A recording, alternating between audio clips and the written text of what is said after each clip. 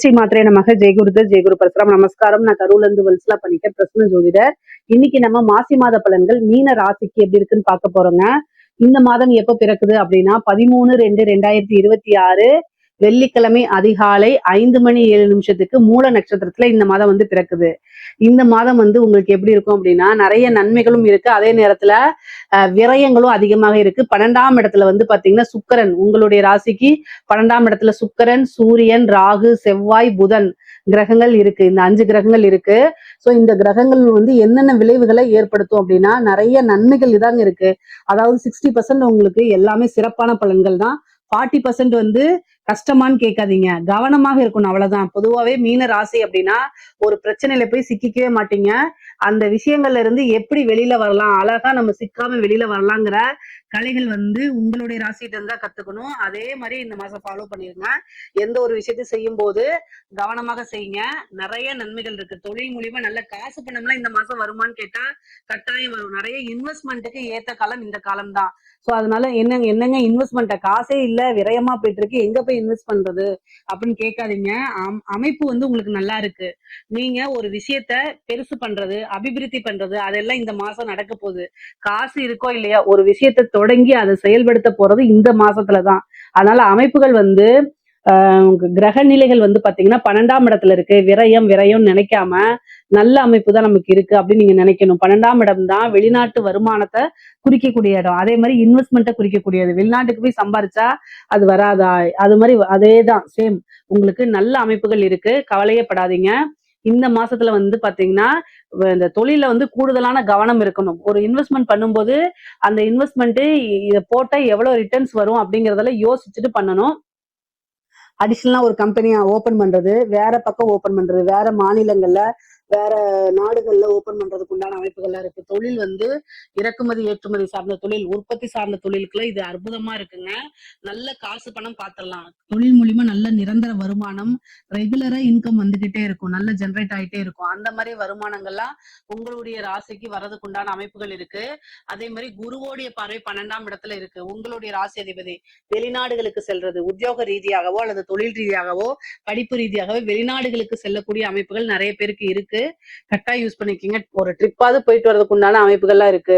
உத்தியோகத்துல இருக்கவங்களுக்கு வந்து ரொம்ப தூரம் போய் வேலை பார்க்கக்கூடிய அமைப்பா மாறிடும். நீங்க விரும்பின ஒரு விஷயம், ஆனா அந்த ஒரு கம்பெனில வேலை பார்க்கலாம்னு நீங்க நினைச்சிட்டு இருப்பீங்க. இந்த போஸ்ட்ல நம்ம வேலை பார்க்கலாம்னு நினைச்சிட்டு இருந்திருப்பீங்க இல்லையா, அதெல்லாம் இந்த மாசம் உங்களுக்கு கிடைக்கும். ஆனா என்ன அதுல ஒரு சிக்கல் அப்படின்னா நீண்ட தூர பிரயாணங்கள், டிராவல் டைம் நிறைய இருக்கும். அல்லது ஃபாரின்ல வேலை கிடைக்கிறது, அதே பிரான்ச் ஆனா வெளிநாட்டுல இருக்குது. அந்த மாதிரி அமைப்புகளை உங்களுக்கு கொண்டு வந்து கொடுத்துரும். நிறைய அலைச்சல்கள் இருக்கு. தொழில் ரீதியா கட்டாயம் அலைச்சல்கள் இருக்கு, உத்தியோக ரீதியா கட்டாயம் அலைச்சல்கள் இருக்கு. இந்த அலைச்சல்களுக்கெல்லாம் அசரக்கூடாது. பொதுவாவே நீங்க வந்து டிராவல் பண்ணி போறது அப்படிங்கிறது உங்களுக்கு ரொம்ப பிடிச்சமான விஷயம்தான். அது கூடுதலா இந்த வாட்டி அதிகமான அலைச்சல்களை கொடுக்கும். ஆனா அதுக்கெல்லாம் வந்து சலிக்காதீங்க, நல்ல காசு பணம் வந்துடும். நீங்க எந்த அளவுக்கு அலைறீங்களோ அந்த அளவுக்கு உங்களுக்கு காசு பணம் கை மேல பலன்கள் அப்படிங்கிறது உறுதி செய்யப்பட்டது.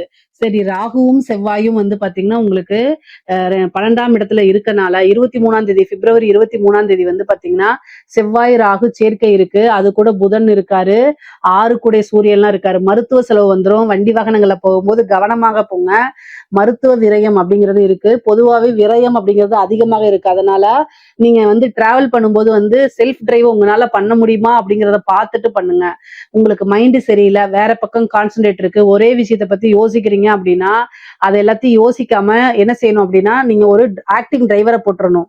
அல்லது ஒரு பஸ் பிடிச்சு போங்க, ஒரு கார் பிடிச்சு போங்க, ஒரு ட்ரெயின் புக் பண்ணி போங்க, அல்லது ஒரு ஃபிளைட் புக் பண்ணி போங்க. இந்த மாதிரி பண்ணிக்கங்க. ஆனா நீங்களே பண்றேன்னு சொல்லிட்டு மைண்ட் வேற வச்சுட்டு ஓட்டுனீங்க அப்படின்னா பெரிய விரயங்களா முடிஞ்சிரும்.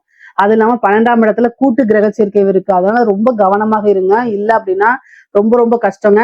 ரொம்ப கவனமாக இருக்கணும். அதே மாதிரி ஹெல்த் ரீதியா ஏதாவது பிரச்சனை அப்படின்னா உடனடியா மருத்துவரை ஆலோசனை பண்ணுங்க. மருத்துவ விரயம் இருக்கு.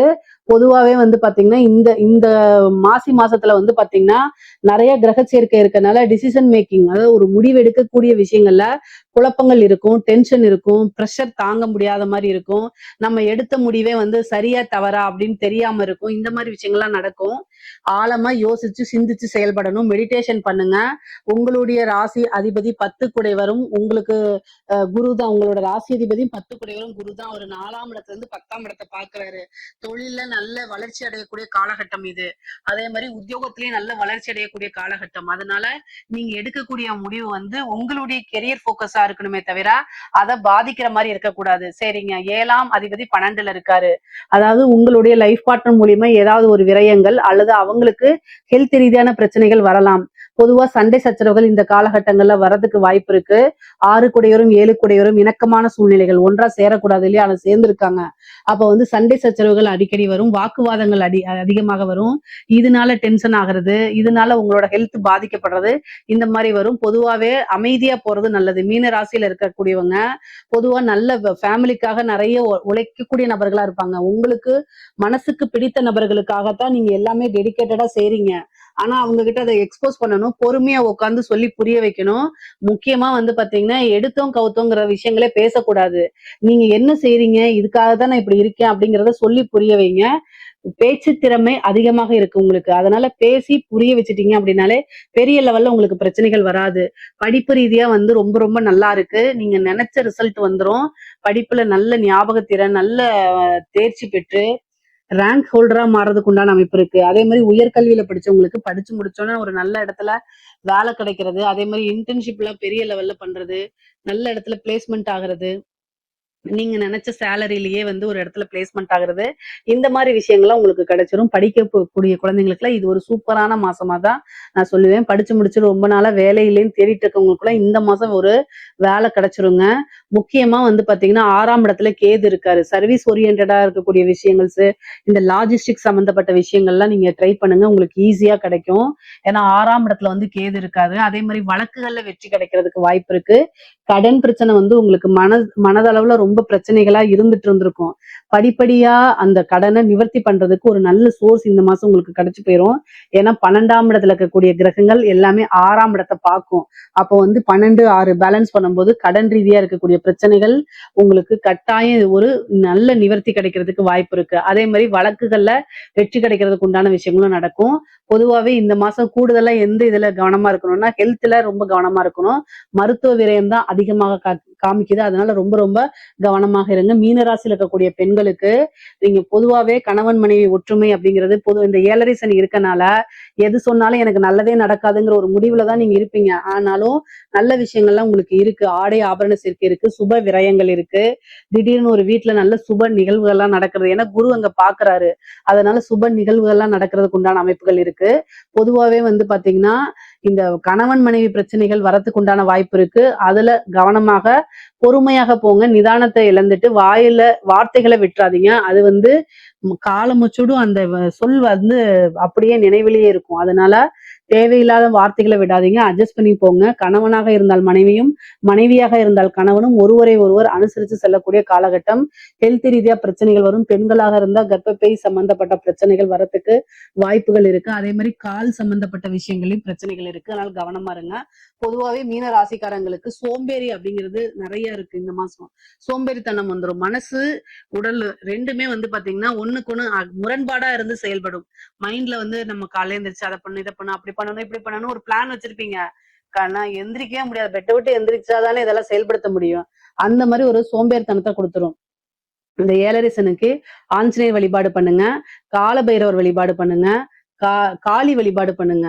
உங்களுக்கு என்ன வழிபாடுகள்லாம் பண்ண முடியுமோ அத்தனை வழிபாடுகளும் பண்ணுங்க. இந்த நான் சொன்ன வழிபாடுகள்ல பண்ணும்போது 7.5 சனியுடைய தாக்கம் அப்படிங்கிறது குறையுங்க. ஜென்ம சனிங்கிறது சாதாரண விஷயம் கிடையாது. அதை கடந்து வர்றது ரொம்ப கஷ்டம்தான். ஆனாலும் இந்த வழிபாடு செய்யும் போது நல்ல பலன்கள், கோச்சார ரீதியா உங்களுக்கு நல்ல பலன்கள் வரும்போது இந்த 7.5 சனினால அது கிடைக்காம போயிடும்.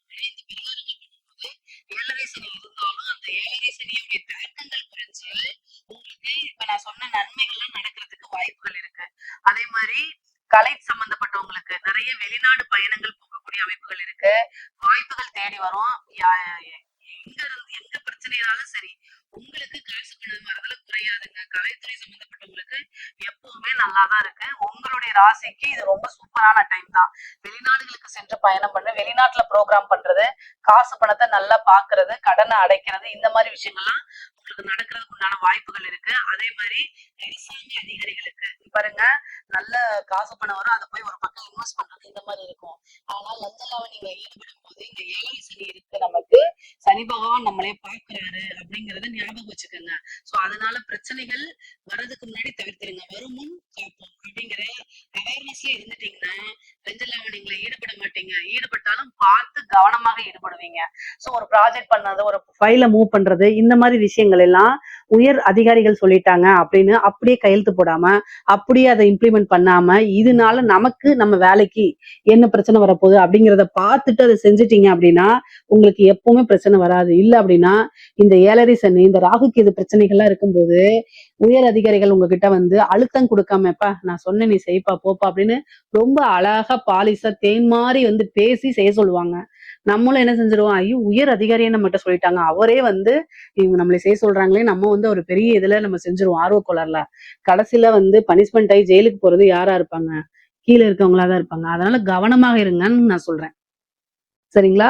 அரசாங்கத்துல இருக்கவங்களுக்கு இது, அரசியல்வாதிகளுக்கு இப்ப இங்க பாருங்க, ஏழரை சனி அப்படின்னு உங்களுக்கு பிரச்சனை எல்லாம் கிடையாது. பொதுவாவே இந்த ஏழரை சனியில அரசியல்வாதிகளுக்கு ரொம்ப நல்லா இருக்கும். அதுதான் வந்து கிரக நிலைகள். பொதுமக்களுடைய ஆதரவுகள் உங்களுக்கு கிடைக்கும். ஐயோ பாவம் அப்படிங்கக்கூடிய சிம்பத்தி வந்து பொதுமக்கள்கிட்ட உங்களுக்கு கிடைச்சிரும். ஆனா அது வெற்றி வாய்ப்பா மாறுமா அப்படின்னா கிரக சூழ்நிலைகள் இப்போ சரியில்லை. சோ அதனால பரிகாரங்கள் பண்ணிக்கோங்க, யாகங்கள், வேள்விகள், பூஜைகள், புனஸ்காரங்கள்லாம் பரிகாரம் பண்ணிக்கோங்க. உங்களுடைய ஜோசியர்கிட்ட கேட்டு பண்ணுங்க. இல்ல யாரும் இல்லைன்னா என்கிட்ட கேளுங்க, நான் உங்களுக்கு என்ன பண்ணணும்னு சொல்லி கொடுக்குறேன்.